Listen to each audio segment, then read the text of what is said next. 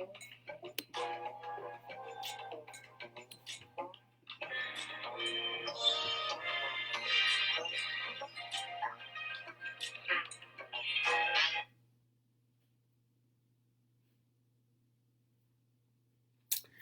what's going on, everybody? Dr. Philip Fletcher, and welcome to another broadcast for Humanity Matters. I hope everybody is doing fine. This is a place where we discuss faith, philosophy, and nonprofit leadership, social issues. We want to engage ideas on what it means to be a free human being in the pursuit of human flourishing. Hey, if you want to connect with me, like my page, Dr. Philip Fletcher. Also, you can find me at my website, philipfletcher.org. Find me on Instagram, Dr. Philip Fletcher, on Twitter, at Phil Fletcher. Also, like the organizations I'm involved with, my nonprofit, the City of Hope Outreach, our building initiative called Hope Village, as well as Replicate. 3 ways that you can get involved to support human flourishing on a number of different ways. I swear I'm gonna kill this flying thing. But either way, I hope everybody has had a great week as we dive in for at least the next 30 minutes and just talk about a host of different things. So, hey, if you haven't got my book yet, please, I would encourage you to go on my website, philipfletcher.org, or into Amazon and look up the book, Created in Freedom, Poverty, and Economics. It's my second book offering, and this book is the first of 3, just looking at what it means to be created in freedom. And in this text, I am engaging on what it looks like for persons who are experiencing poverty to be more involved in contributing to their economic flourishing, but as well those who are kind of like the decision makers, how they can kind of step back, widen the table so that other persons can participate in their economic flourishment. So, hey, check it out. I'll be giving away some copies in the upcoming days. So be looking out for that because I want to get this in as many hands as possible. So, okay, thought for today comes from a very influential person in my life, Dr. Thomas Sowell. He is an economist out of Stanford. He's at the Hoover Institute. He turned 90 last Monday. This man is still cranking out the books. He's got a new book looking at charter schools and things like that. But I want to read something from an older book he's got, Intellectuals and Society. I'm almost done with it. As you can see, I'm right there. It's been a while. So check this out. He's talking about knowledge, all right? And that knowledge can't be concentrated in one person or a select group of people, but because there's so many people that exist, let's say in a society, in a group, that knowledge is diffused, all right? And so you don't have all the answers. There's a multitude of ways to approach a problem, come up with a solution. But he says this, and this is on page 19, looking at knowledge and notions, and I quote, "Why the transfer of decisions from those with personal experience and a stake in the outcome to those with neither can be expected to lead to better decisions is a question seldom asked, much less answered. Given the greater cost of correcting surrogate decisions compared to correcting individual decisions and the greater cost of persisting in mistaken decisions by those making decisions for themselves compared to the lower cost of making mistaken decisions for others, the economic success of market economies is hardly surprising, and neither are the counterproductive in offering disastrous results of various forms of social engineering." So what is he talking about? So in the context, he's talking about knowledge and decision making as it relates specifically to economic markets. But I think we can look at this even in a broader context of there's knowledge I have about myself, all right, and my specific situation. And because of the knowledge I have about myself and my specific situation, I can make decisions, right? Or a group of people can come in who have very little to no knowledge about my situation, can come in and make decisions for me. And what he's saying is this, is that when that non-personal group comes in and makes a decision for me that's not going to affect them, the consequences, the cost of those decisions that they're making are going to be greater on me than it is on them. Whereas if I made a decision for myself, the cost and the consequence of those decisions may be actually smaller. Why? Because I have more knowledge about myself and my situation, the resources that are available to me, the skills that I have. And so I am more equipped, I'm better able to make a decision for myself than some group of people who have really no stake in the game.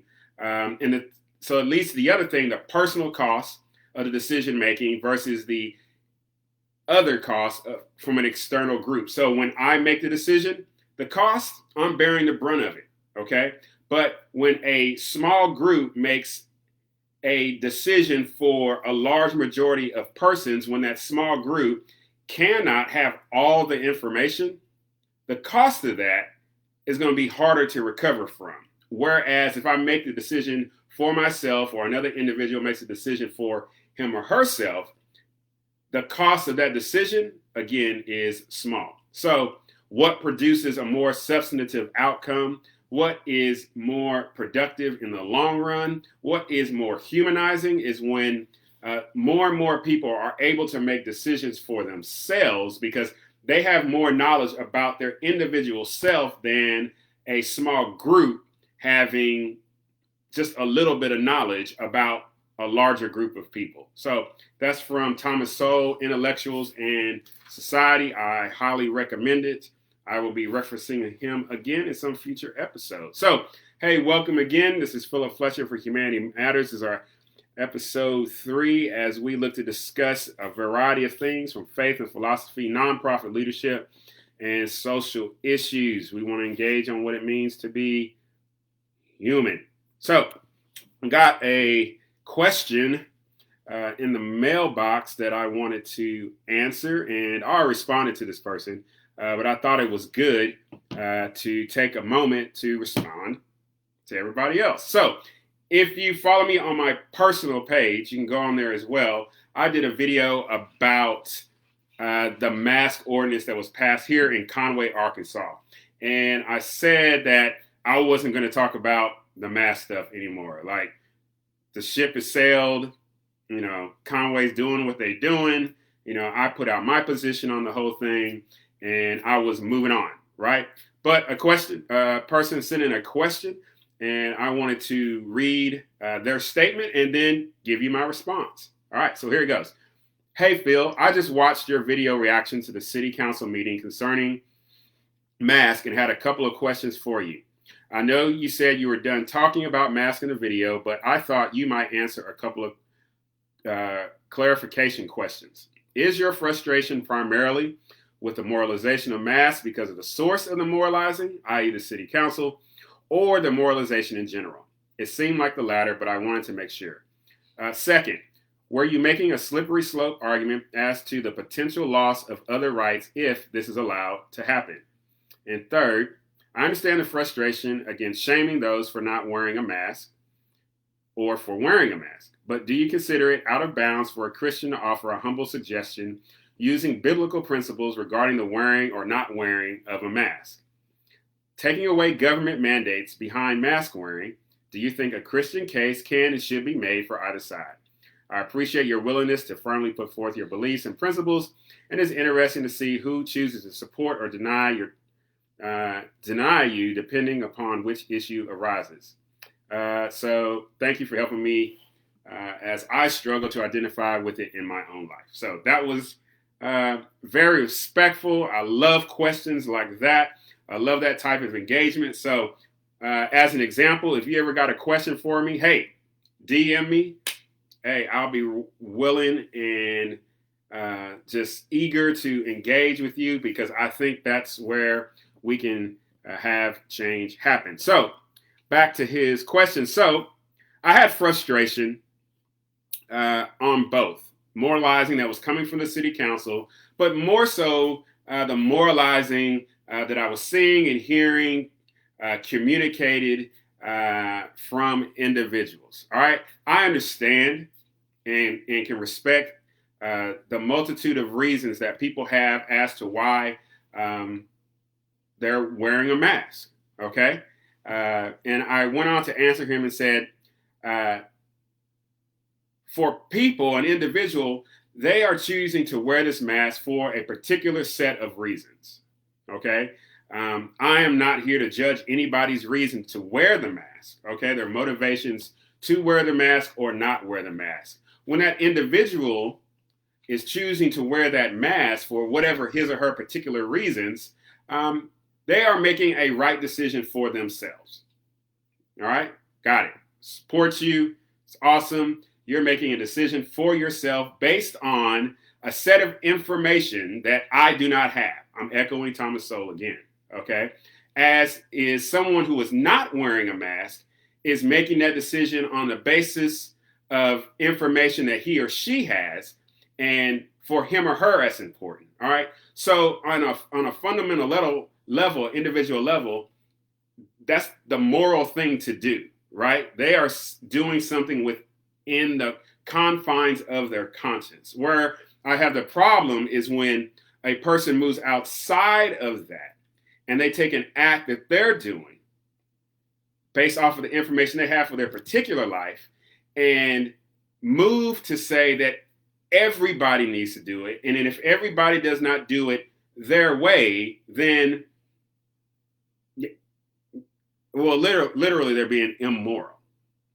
Okay, so I wanted to let him know, all right, that while I had a problem with how some of the city council members were coming using language that was explicitly and implicitly inferring that those who do not wear masks are demonstrating an immoral act, the fact of the matter is each person is making a decision based off of the information that they have for their life as to why it's necessary for them to make a mask. Okay. Next, he asked about the slippery slope of rights. Now, I had to go back and listen to my video, and what I wanted to establish was not that masks mandates leads to the loss of rights of something else, leads to the loss of rights of something else. What I wanted to establish was, let's take masks off the table and let's put another right up there. And I explained the right to for children to attend school. Okay. And what if I propose that no child is going to get educated? Like no child at all. All right. Every child is going to stay home so that, COVID cases could go down. Right. So you are giving up your child's right to be educated, or I would extend that to college students. You're giving up your right to be educated. And if you don't give up that right to be educated, would it be right for me to say that you are being immoral or irresponsible? And so I was seeking to take the mask off the table and put another example, and I think I was pretty clear. I was not trying to demonstrate if you do this, then we're going to move here, then we're going to move here, then we're going to move here. All right. I think that could be taken into consideration, but that's not what I was doing at that moment. Now we're getting to the use of Christian principles. And I'm going to read exactly what I wrote back to him. All right. I have no problem, and this is me responding to the questioner. I have no problem using Christian principles to persuade people towards a particular act. What I don't accept is the use of Christian principles to shame people or coerce people towards a particular behavior. I think that's called legalism.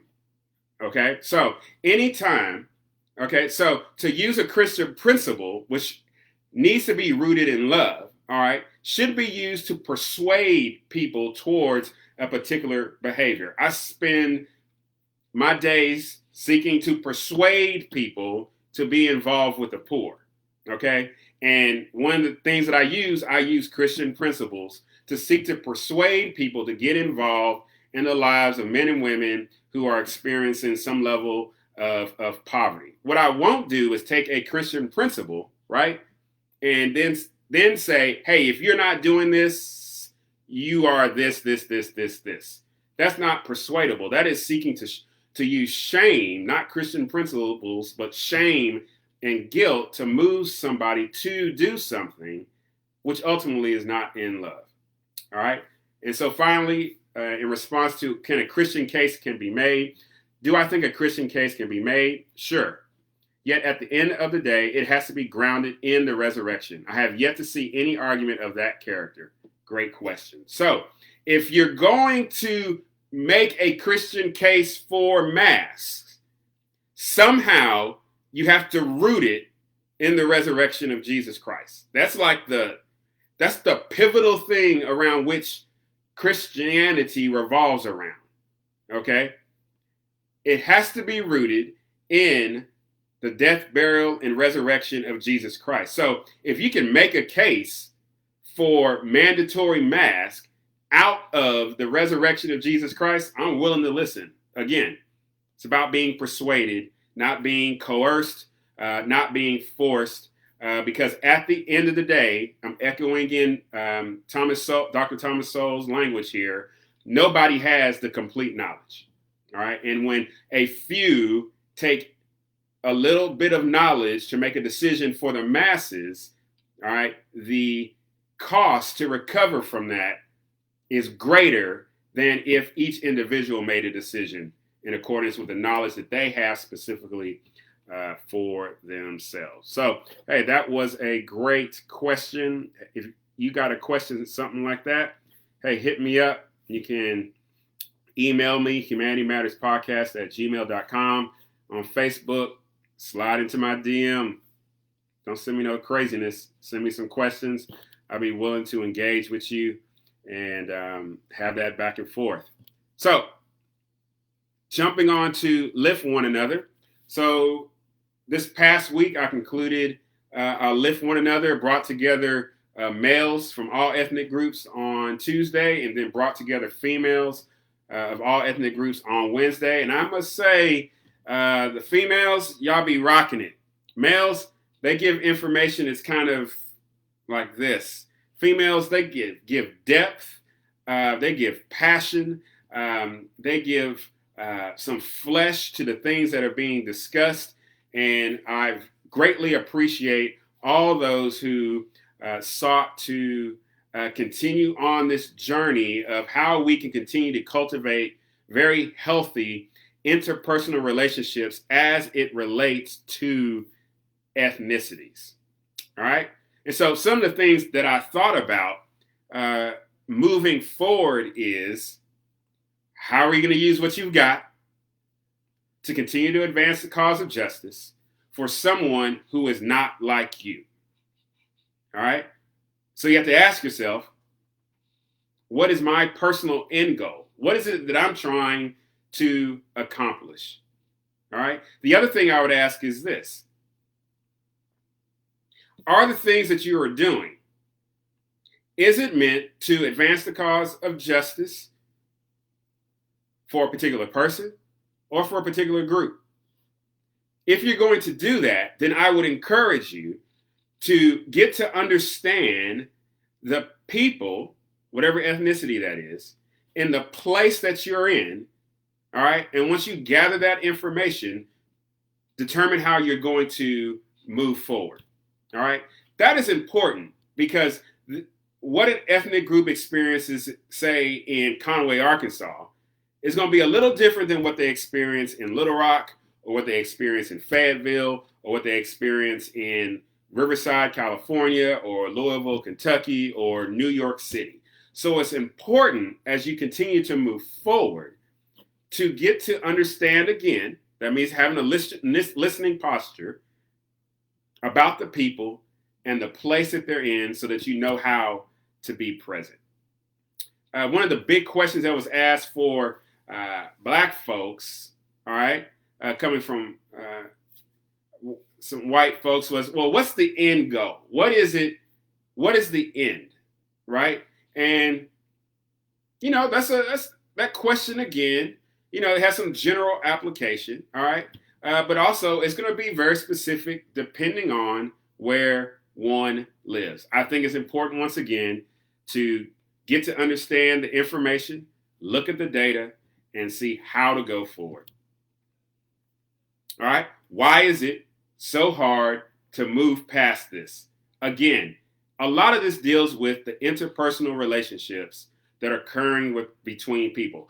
I hazard to guess that more often than not, that when somebody like me walks out on the street on a daily basis, life is going to be pretty much okay. Just hazarding that guess. All right? But for somebody else in a different context, depending on the neighborhood that they live in, the occupation that they may have, the choices that they're making, life may be a little bit more different.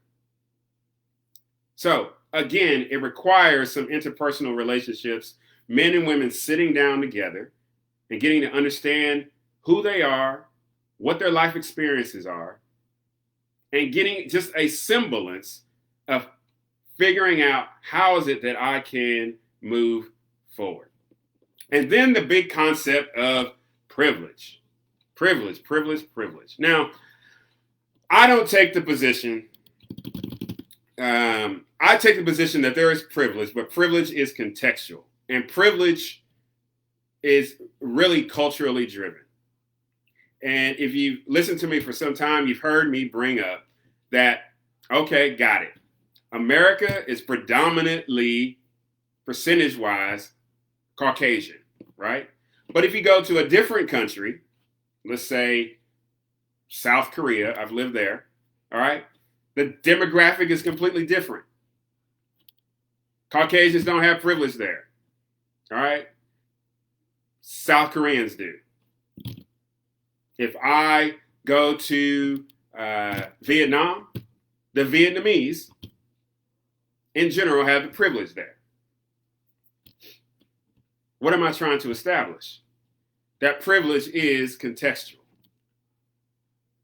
That a Caucasian in America, that privilege does not carry with them to a different country where their culture is not the dominating culture. All right? So if a Caucasian moves from here to South Korea, your privilege is gone. All right? It's gone. So I think that's something that people need to take into consideration. For my white brothers and sisters, I would ask you not to get so bent around the axle about when someone says white privilege, okay? Understand that you do have the cultural privilege in the nation. But I promise you this, if you go within America in a predominantly other than Caucasian area, you don't have that privilege. You have to submit to the cultural privilege that is present with you. All right. Even this paper that was started about white privilege, and right now the name escapes me. I have to look it up. From what I've learned, the 4849 hypothesis, if you will, that she presented have not ever been empirically tested. All right. It was a paper that was given by this lady about her experiences in college. And then because of those experiences that she then pulled that out to then look at white privilege as it relates to Black people. But the 4849 or so propositions, which would be hypotheses that she laid out, have not been tested. So I think it's important if we're going to assert something as being factual, that it's important that those propositions be tested, empirically verified, validated, all of that good stuff. So those are my thoughts on that. Just some other things. We had a Conway protest happen at Andy's. For my young people about protests, let me help you out. All right. If you're going to protest, all right, what's the goal? What is the goal? Now, in this specific situation, an incident happened at Andy's that's down the street from me, where some derogatory things were said to a young Black girl by a white girl. The business did an investigation, and ultimately the girl was fired. So the business did their due diligence, right? They got a complaint, they did the investigation, and they took appropriate action. All right? For the protesters, what they chose to do was they protested. There's one near my house on Dave Ward, and then they did another protest on Oak Street. All right? And in the means of their protest, they chose to be on a business's private property and then also seek to prevent customers from getting good old ice cream. Now, I understand protest is supposed to make people feel uncomfortable, but the protest should have been directed at Andy's with the goal of them taking action to address the situation that happened between that young black girl and her coworker. All right? That action was taken and it was satisfied. All right? As you protest, it is important that you get educated on the laws, okay? On what you can do and what you can't do. And the things that you can't do, you face the possibility of law enforcement interaction and the possibility, because of noncompliance, to be arrested. All right? So it's important that if you're going to protest a business, that you understand what you can and can't do at a private business. Just saying.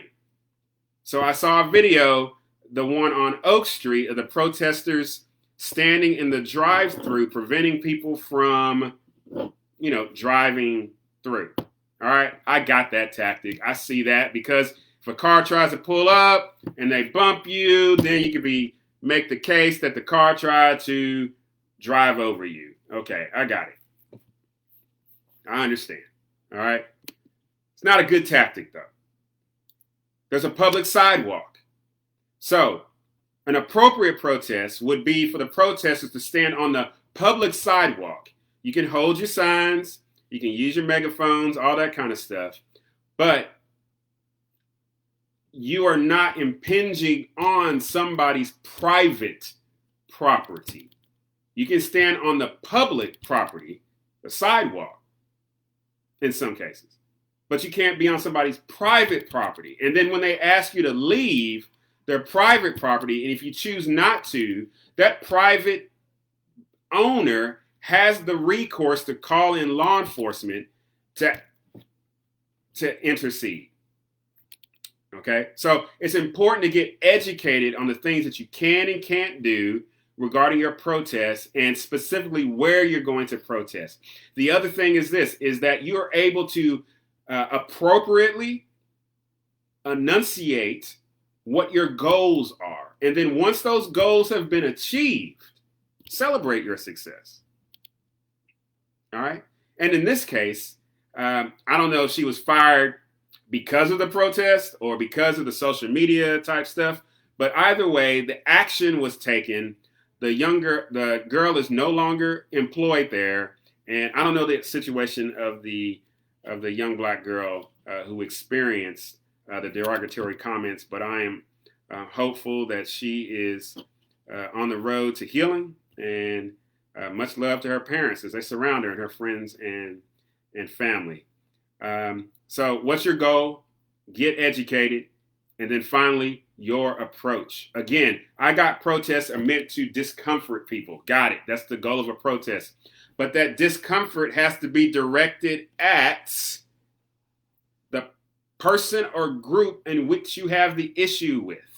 And then from there, let me give you some more education. All right. So once you've got your information, once you've got educated, then I would encourage you to move from the protest, okay, to sit down with the person in which you have a conflict with and seek resolution.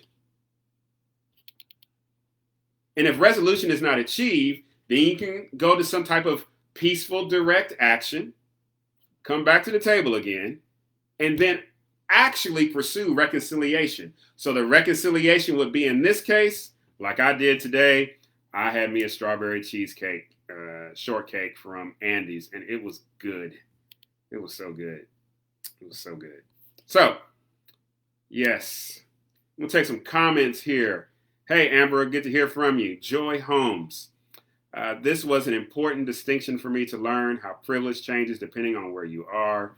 Hand clap, hand clap, hand clap. Hey, thanks for the comments, y'all. All right, that is episode 3. This has been the Humanity Matters show, where we discuss and reflect on faith and philosophy, nonprofit leadership, and social issues. Hey, like the Facebook page, City of Hope Outreach. Visit our website, coho58.org. Like the Facebook page, Hope Village.